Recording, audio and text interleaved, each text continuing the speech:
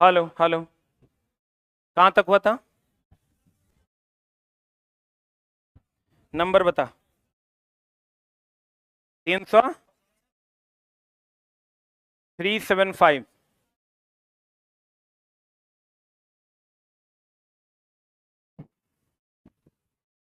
यहीं तक न हुआ था? एक स्वस्थ शरीर के लिए महत्वपूर्ण क्या है? विविध प्रकार का भोजन। रोगाणुओं का कौन सा गुण उन्हें हानिकारक बनाता है? उनका कौन प्रभाव? विषाक्त प्रभाव। कभी कोई क्वेश्चन आता है, भोजन के हानिकारक जीवाणुओं को कौन मारता है? उदर में उपस्थित हाइड्रोक्लोरिक अम्ल लिखेगा। भोजन में उपस्थित हानिकारक जीवाणुओं को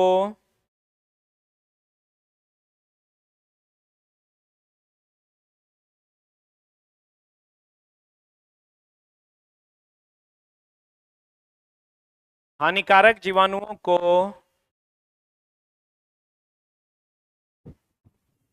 हानिकारक जीवाणुओं को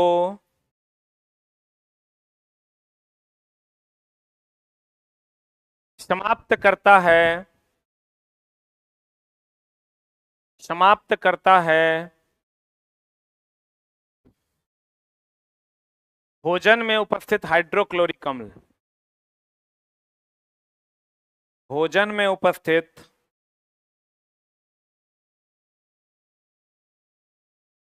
हाइड्रोक्लोरिक अम्ल। भोजन में उपस्थित क्या? हाइड्रोक्लोरिक अम्ल। भोजन में नहीं, पेट उदर में उपस्थित, भोजन को काट के खाली करो, उदर, उदर में उपस्थित हाइड्रोक्लोरिक अम्ल लिखे। फिर कहता है हाँ, रोग का उपचार किस आधार पर किया जाता है? कारक पर निर्भर। सही है। देखो, जैसे अगर मलेरिया है तो मलेरिया का कारक आप पहचानिए, उसके आधार पर उपचार कीजिए। अगर टाइफाइड है तो टाइफाइड का कारक आप पहचानिए, उसके आधार पर क्या कीजिए? उपचार कीजिए। तो कारक की निर्भरता के आधार पर उपचार किया जाता है। सही है। लिखे। सभी वायरस किसी कोशिकाओं में रहते हैं, परपोषी कोशिकाओं में रहते हैं। बताओ, हम बोले थे वायरस स्वपोषी है कि परपोषी है? परपोषी होता है। वायरस जितना भी है सब परपोषी है। ट्रैपिनोसोमा को किस कोशिका से प्रदर्शित किया जाता है? तस्तरीनुमा लाल रक्त कोशिका से। तस्तरीनुमा लाल रक्त कोशिका से। तस्तरीनुमा का मतलब होता है अस्तर नुमा, एक परत तथा दूसरा परत।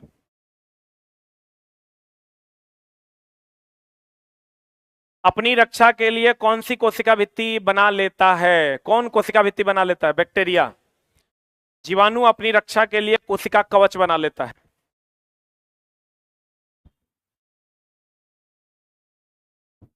एक क्वेश्चन पूछता है कि वायरस जनित रोगों का उपचार क्यों संभव नहीं है? म्यूटेशन के कारण, उत्परिवर्तन के कारण। क्योंकि वो अपना आकार, रंग, सब कुछ तुरंत तुरंत क्या करता है? बदलता है। लिखिएगा, वायरस जनित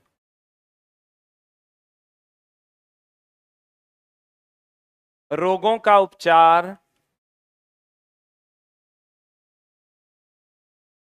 रोगों का उपचार संभव नहीं है क्योंकि वायरस में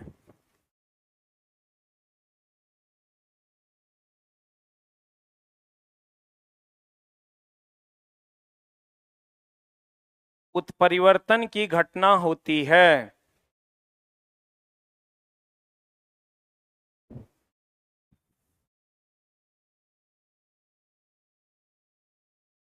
वायरस जनित रोगों का उपचार संभव नहीं है क्योंकि वायरस में किसकी घटना होती है? उत्परिवर्तन की घटना होती है। यदि कोई वायरस यकृत पर आक्रमण करता है, कौन? पीलिया। पीलिया में क्या खराब होता है? पीलिया जिसको आप जॉन्डिस कहते हैं, यकृत ना। पीलिया से कहेगा प्रभावित होने वाला अंग कौन है? यकृत, लीवर। सबसे अधिक कोशिका विभाजन किसमें होता है? सबसे अधिक कोशिका विभाजन यकृत में होता है। और सबसे कम कोशिका विभाजन किसमें? सबसे कम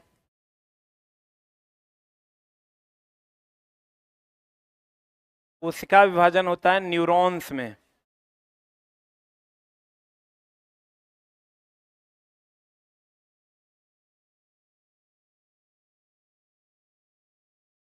हाँ, हेलो, इवनिंग। हाँ, बोलिए ना। क्या चीज में?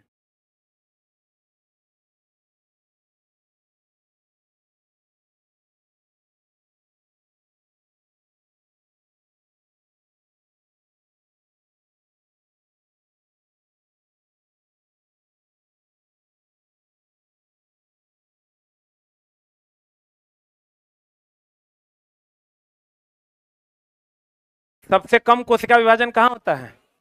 और सबसे अधिक कोशिका विभाजन यकृत में। इसीलिए मस्तिष्क में नहीं मारना चाहिए, क्योंकि वहां कोशिका का विभाजन सबसे कम होता है। और यकृत, अगर लीवर खराब हो जाए तो हड़बड़ाना नहीं चाहिए, क्योंकि वह फिर से कोशिका विभाजित करके नए यकृत का निर्माण कर लेगा। लैंगिक अंगों द्वारा शरीर में प्रवेश करता है कौन? HIV। सही है। यदि बैक्टीरिया मुंह के द्वारा प्रवेश करे तो आहार नाल में कौन सा रोग उत्पन्न हो जाएगा? टाइफाइड। हानिकारक पदार्थ खाने से, सड़े गले पदार्थ खाने से क्या होता है? टाइफाइड। पटना में खूब होता है। पानी के कारण होता है। यह पानी के थ्रू बैक्टीरिया अंदर जाता है। अपनी जीवन प्रक्रिया के लिए हमें साफ पर्यावरण में रहना चाहिए, रोग वाहक सूक्ष्म जीवों के कारण। क्योंकि सूक्ष्म जीव जो है वो रोग का वहन करते हैं, इसलिए साफ सुथरा एनवायरनमेंट में रहना चाहिए।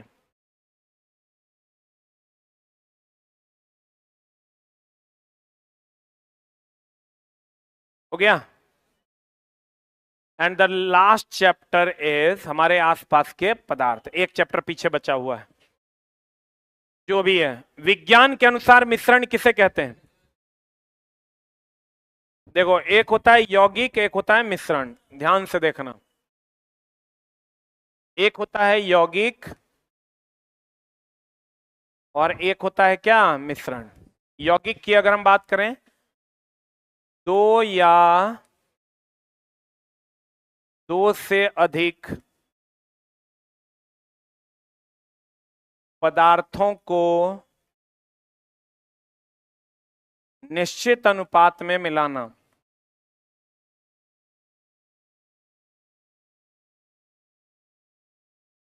क्या कहलाता है? यौगिक। दो या दो से अधिक पदार्थ को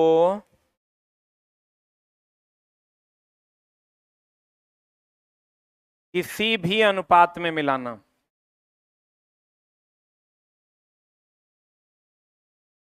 अनुपात में मिलाना क्या कहलाता है? मिश्रण। एक और एग्जाम्पल क्या है? H2O, CO2, ये सब क्या है? यौगिक। एक और एग्जाम्पल क्या है? वायु, शरबत, सब क्या है? मिश्रण। लिख लो। निश्चित अनुपात में मिलाएंगे यौगिक, किसी भी अनुपात में मिलाएंगे मिश्रण।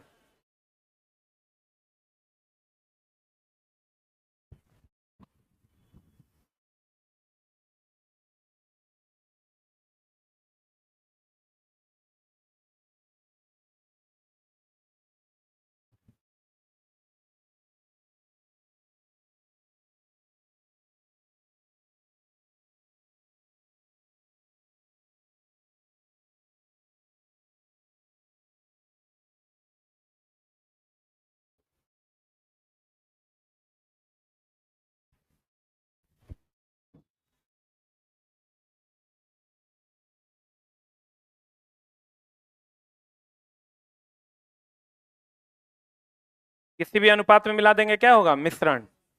वायु क्या है? मिश्रण। शरबत क्या है? मिश्रण।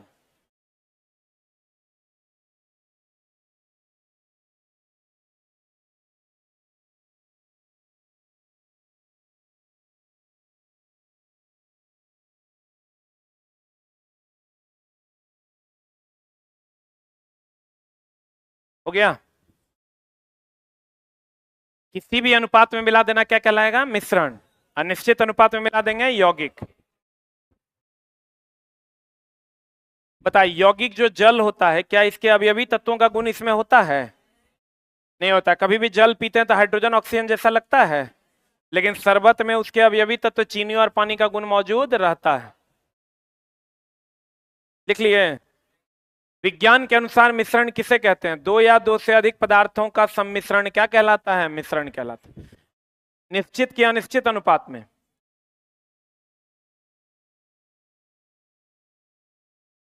अनिश्चित अनुपात में।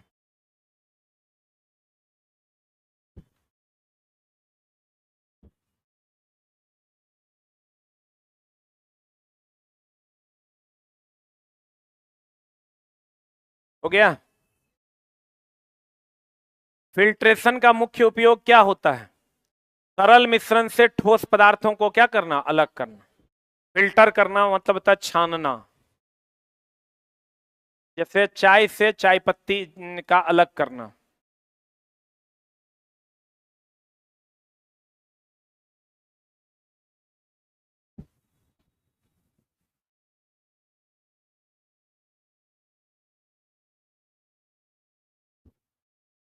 हो गया। बता, चीनी और जल का विलयन किस प्रकार का मिश्रण है? तरल है कि गैस है? वायु क्या है? गैस मिश्रण।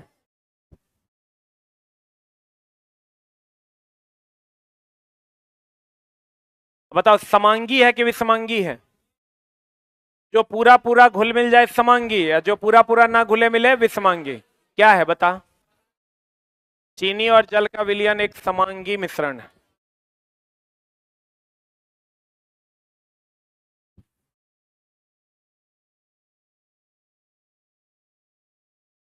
समात्रिक मिश्रण किस प्रकार का मिश्रण है? इसका कोई काम नहीं है, काट दो। वायवीय विलयन में वायु में कौन कौन से गैसों का मिश्रण होता है? ऑक्सीजन नाइट्रोजन का मिश्रण होता है। होता तो बहुत सारा, लेकिन मुख्य रूप से आप कह सकते हैं कौन कौन से गैसों का मिश्रण होता है मुख्यतः। क्योंकि वायुमंडल में सबसे ज्यादा यही दोनों है। 78% कौन है? नाइट्रोजन। 21% कौन है? ऑक्सीजन। अगर कहेगा मुख्यतः वायु किसका किसका मिश्रण है, कहेंगे ऑक्सीजन और नाइट्रोजन। निलंबन मतलब होता है नाला का पानी। निलंबन मतलब नाला का पानी। बताओ तो, नाले के पानी में अशुद्धि के कण दिखाई देते हैं कि नहीं दिखाई देते हैं? नहीं दिखाई देते हैं। तो इसमें अशुद्धि के कण दिखाई देते हैं। अशुद्धि के कण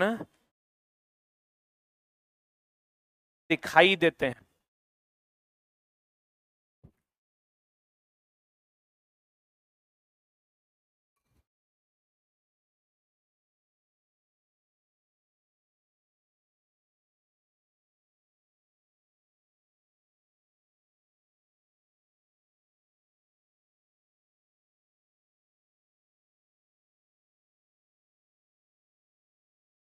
बताओ, निलंबन में प्रकाश के कण का क्या होता है? विक्षेपण।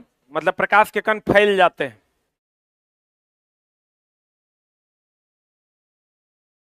वहीं कोलाइड में अगर पूछेगा तो प्रकीर्णन होता है।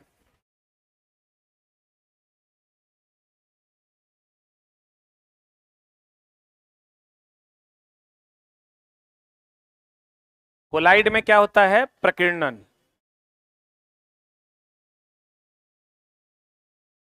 अभी टिंडल प्रभाव पढ़ाए थे आपको? अरे पीछे पढ़ाए थे टिंडल प्रभाव। बताओ, टिंडल प्रभाव में वर्णन किस वैज्ञानिक ने किया था? जॉन टिंडल ने। क्या कहा था इन्होंने? कोलाइड विलयन से प्रकाश जब जाएगा तो उसका पथ दीप्तमान हो जाएगा, चमकीला हो जाएगा। टिंडल प्रभाव नहीं पढ़ाए हैं? नहीं पढ़ाए हैं? अच्छा, ये एकदम सिंपल है। दूध जानते हैं? दूध से प्रकाश को गुजारिएगा तो दूध चमक उठेगा। यही कौन प्रभाव है? टिंडल प्रभाव। टिंडल प्रभाव का संबंध प्रकीर्णन से है। आप कहेगा कौन विलियन से है, कहेंगे कोलाइड विलियन से। वेरी वेरी इंपॉर्टेंट, कोलाइड विलियन से।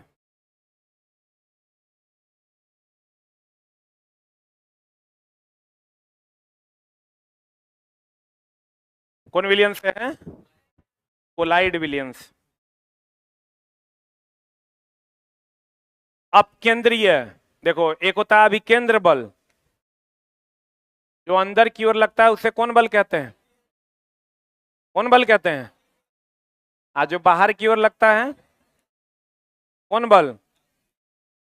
अपकेंद्र बल कहते हैं। अपकेंद्र बल का एग्जाम्पल क्या है?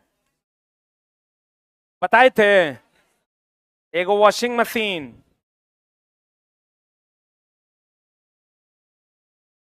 और दूसरा दूध से मक्खन का, दूध से मक्खन का अलग होना।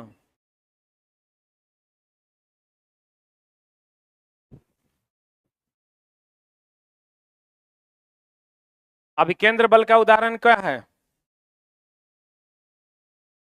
बोलो, अभिकेंद्र बल का उदाहरण बताओ न रे। पहला, ग्रह का घूमना। दूसरा, मोड़ पर घूमना।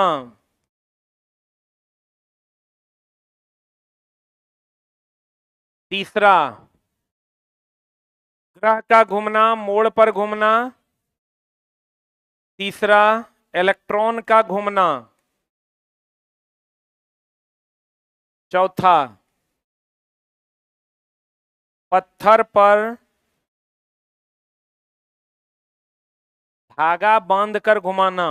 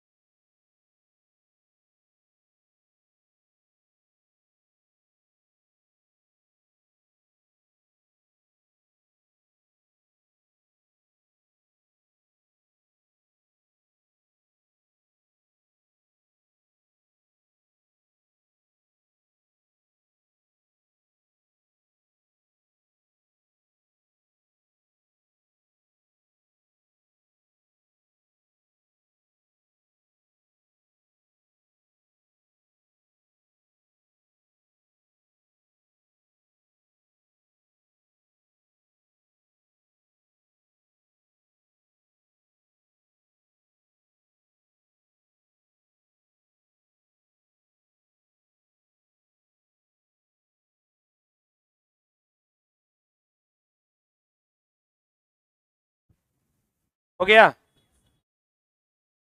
अरे हुआ। अब बताइए, अब केंद्रीय यंत्र से क्या विभाजित किया जा सकता है? दूध और क्रीम, यानी दूध से क्रीम का अलग होना या मक्खन का अलग होना, यानी विभाजित करना। अलग होना यानी क्या करना? विभाजित करना। अगला बताओ, अमोनियम क्लोराइड को किस प्रक्रिया द्वारा पृथक किया जाता है? देखो, एक होता है ऊर्ध्वपातन। क्या होता है? ऊर्ध्वपातन। ऊर्ध्वपातन होता है ठोस से सीधे किस में बदलना? गैस में बदलना। और इसका एग्जाम्पल है Kapoor, anthracene, naphthalene,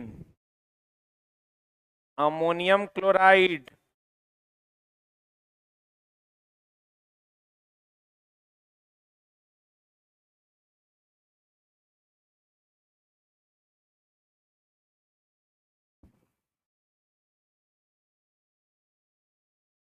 ammonium chloride.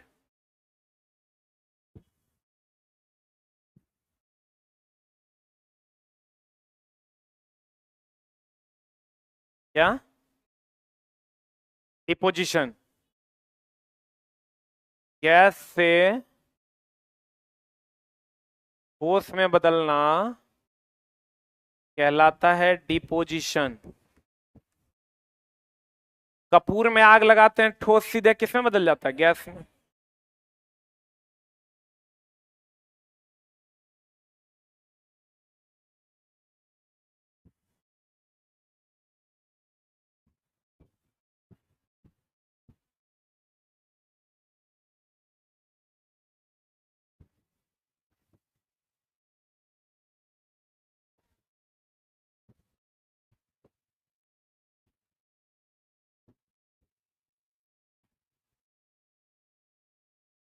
हो गया? आपको कहेगा बताइए अमोनियम क्लोराइड का शुद्धिकरण किसके द्वारा होता है? ऊर्ध्वपातन विधि द्वारा। ऊर्ध्वपातन क्या है? ठोस से सीधे किस में बदलना? गैस में। बताइए अमोनियम क्लोराइड किस प्रक्रिया द्वारा पृथक किया जाता है? ऊर्ध्वपातन। लिखे? बताइए वायु के घटकों को पृथक्करण कैसे किया जाता है? वायु को क्या करके? ठंडा करके।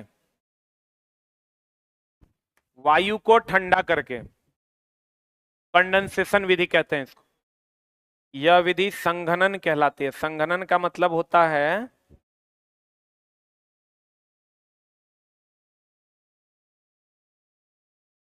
गैस का द्रव में बदलना।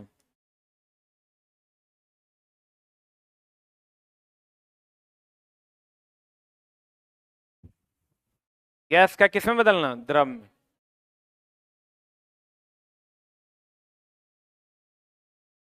फिटकिरी का उपयोग जल को क्या करने में? शुद्ध करने में। एक और काम है इसका, रक्त का थक्का बनाने में। सैलून वगैरह में यूज करते हैं।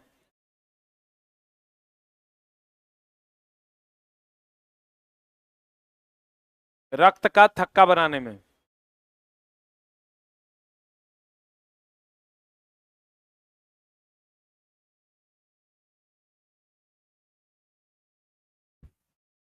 मोमबत्ती के जलने की प्रक्रिया बता क्या होगा?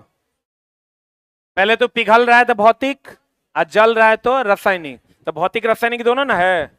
मिल जाए वो भौतिकी, ना मिले वो रासायनिक। जो शुरू से क्लास किए होंगे उनको पता होगा। पिघल जाता है मोमबत्ती जलने के दौरान तो भौतिक हो गया, और जल जाता है तो कौन हो गया? रासायनिक।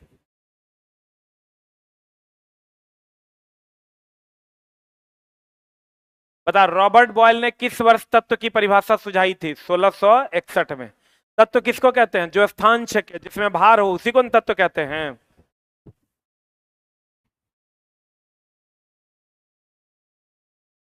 बता विलायक का घनत्व किसे कहते हैं?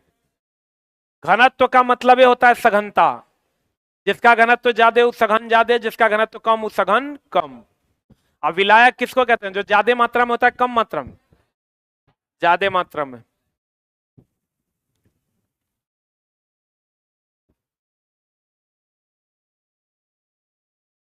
बता 293 केल्विन पर कौन सा लवण सबसे अधिक घुलनशील होगा? Potassium nitrate. इसी से बारूद भी बनता है।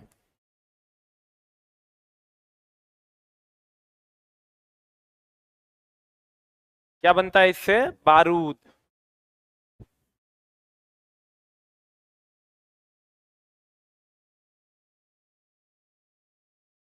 लोहे में जंग लगना किस प्रकार का परिवर्तन है? रासायनिक। मिलेगा? जंग लगेगा फिर मिलेगा रासायनिक परिवर्तन। पदार्थ का वैज्ञानिक मापांकन किस बेसिस पर के यूनिट में होता है? कोई काम का नहीं है, काट दो। वाष्पीकरण के कारण शीतलता कैसे होती है?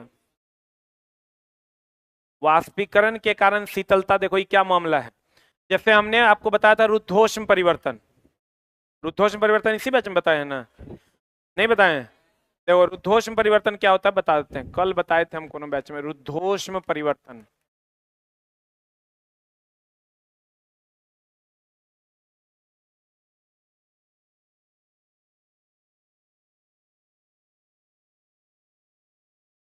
जिसमें उष्मा नियत रहता है। रुद्धोष्म परिवर्तन वह परिवर्तन है जिसमें उष्मा क्या रहता है? नियत रहता है। इसका एग्जाम्पल देखो क्या है।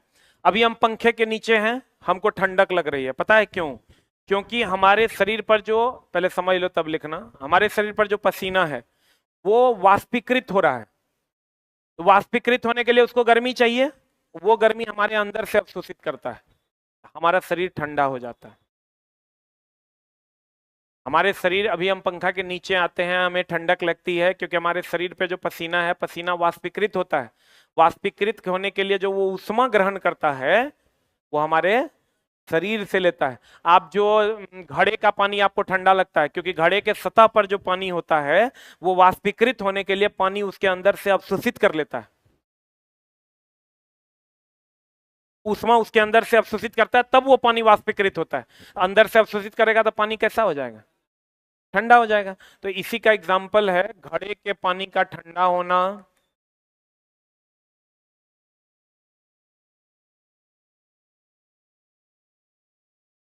दूसरा, ट्यूब फटने पर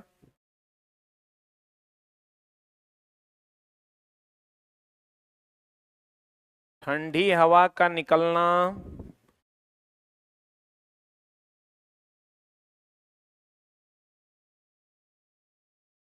ट्यूब फटने पर ठंडी हवा का निकलना, पसीना वाष्पीकृत होने पर ठंडक का लगना।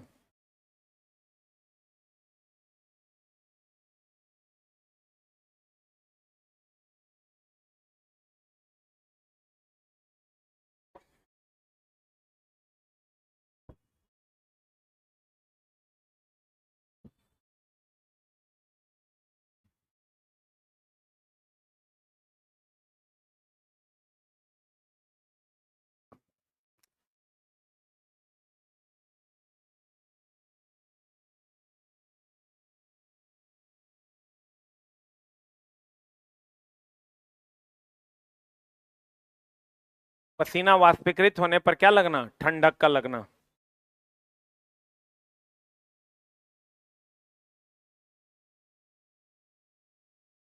हो गया?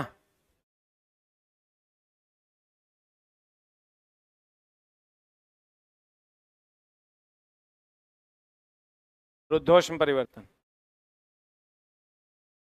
हो गया? ये 3 एग्जाम्पल इसके पूछे जाते हैं। तो बताओ, इसमें उष्मा का अवशोषण हो रहा है कि त्याग हो रहा है? हमारे शरीर से उष्मा का अवशोषण हो रहा है, तब ना ठंडक लग रहा है।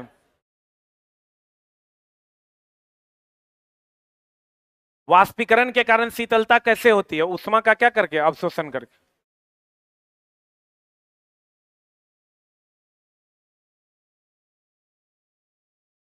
प्लाज्मा अवस्था किस प्रकार की अवस्था है? बताओ, पदार्थ की 5 अवस्था, ठोस, द्रव, गैस, और अंतिम अवस्था, चौथी अवस्था कौन है? प्लाज्मा। प्लाज्मा अवस्था का तापमान 20,000 डिग्री सी होता है, अत्यधिक ऊर्जा होता है, आयनित अवस्था है। 3 बातें हैं। प्लाज्मा पदार्थ की कैवी अवस्था है? हाँ, चौथी अवस्था। और प्लाज्मा अत्यधिक ताप की न्यूनतम ताप? हाँ, अत्यधिक ताप कितना डिग्री सी? 20,000 डिग्री सी तक आयनित अवस्था है ये। कौन अवस्था है? आयनित अवस्था है। आयन में टूट जाता है, अत्यधिक ऊर्जावान है, क्योंकि टेम्परेचर है 20,000 डिग्री सी तक।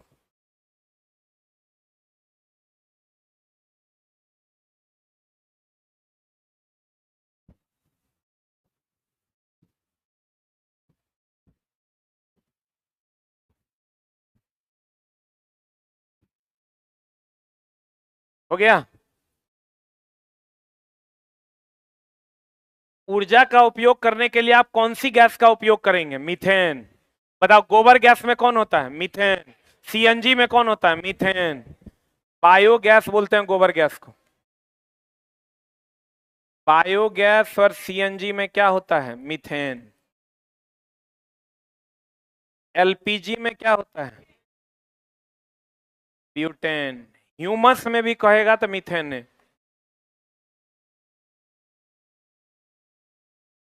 आज के बाद आपकी क्लास होगी मंडे को। कल 15 अगस्त है। कल जलेबी खाने के लिए सब लोग सादर आमंत्रित हैं। टाइम 9 बजे से। और कल की क्लास, आज के क्लास के बाद कल क्लास बंद रहेगा। और फिर क्लास चलेगा कब से? मंडे से। हो गया। एलपीजी में कौन होता है? ब्यूटेन। ह्यूमस बायोगैस सीएनजी में क्या होता है? मीथेन। पदार्थ के कण निरंतर गतिशील होते हैं, इसे कैसे प्रमाणित किया जा सकता है? नमक और जल को घोल दीजिए तो हमेशा गतिशील रहे, कोई खास लाइन नहीं है। नमक और जल का मिश्रण समांगी है कि विसमांगी है? समांगी है। बता, पदार्थ के कण एक दूसरे के साथ आकर्षित होते हैं, इसका क्या कारण है? अंतर आणविक बल। सबसे ज्यादा ही किसमें होता है? ठोस में। उससे कम द्रव में। सबसे कम गैस में।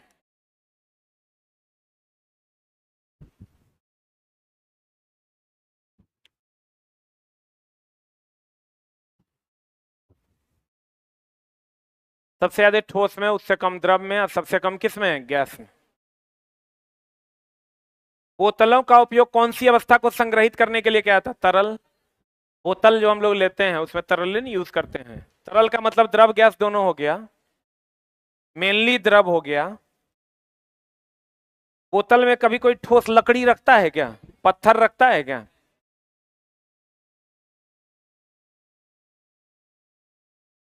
चाय की गैस किचन में फैल जाती है, किससे पहचानते हैं? गंध द्वारा। देखो एक चीज ये क्वेश्चन पूछेगा, चाय की गैस किचन में फैलती है किस गुण के कारण? विसरण के कारण। विसरण के कारण गैसें फैलती है।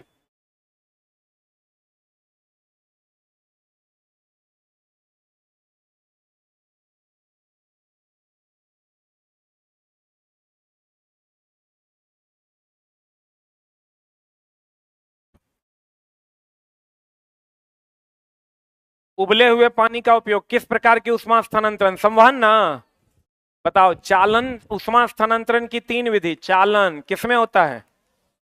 ठोस में। संवहन, संवहन किसमें होता है? द्रव या गैस में। अविकिरण, सूर्य की उष्मा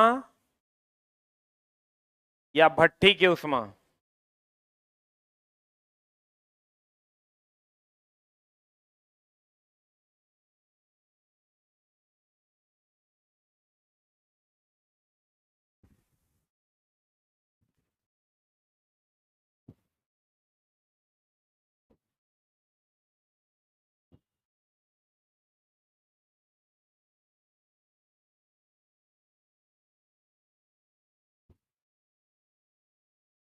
CO2 को किस अवस्था में बदलने के लिए उच्च दाब का उपयोग किया जाता है? ठोस अवस्था में।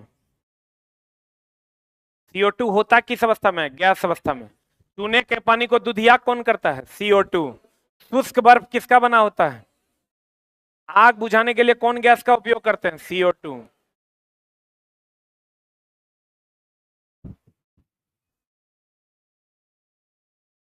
हो गया।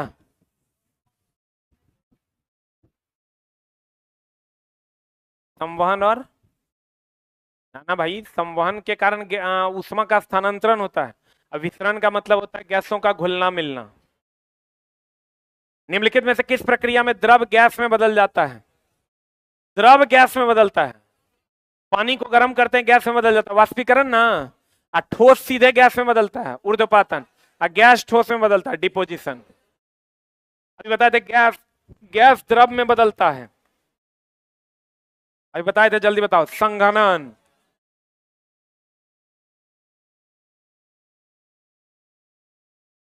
गैस द्रव में बदलता है, कौन विधि? संघनन। जब वायु को ठंडा किया जाता है तो उसमें कौन सा घटक पहले ठोस में परिवर्तित होगा? CO2। इसी से बनता है शुष्क बर्फ।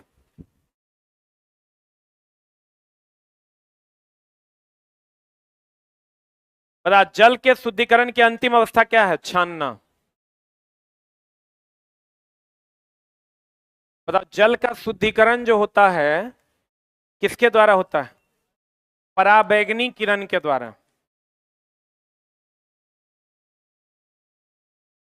1 से 1.5 क्लास लगेगा। अगला क्लास में आपका क्लास 9th हो जाएगा समाप्त। 10th का पीडीएफ भी मिल जाएगा अगले क्लास में।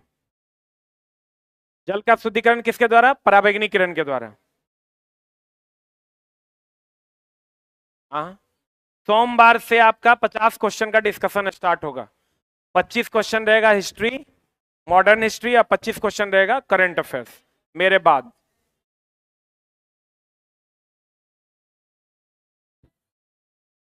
अंतिम अवस्था पूछ रहा है। जल का शुद्धिकरण तो बतेवे किया था आसवन, समुद्री जल का शुद्धिकरण आसवन द्वारा। आप पेट्रोलियम का शुद्धिकरण प्रभाजी आसवन, उससे भी करते हैं। Thank you very much.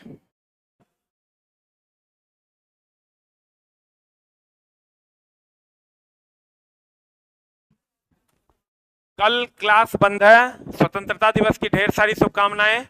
और आप लोग जलेबी के लिए सब लोग सादर आमंत्रित हैं 9 बजे के बाद। ठीक है, ये जितना खा सकता है। Thank you very much.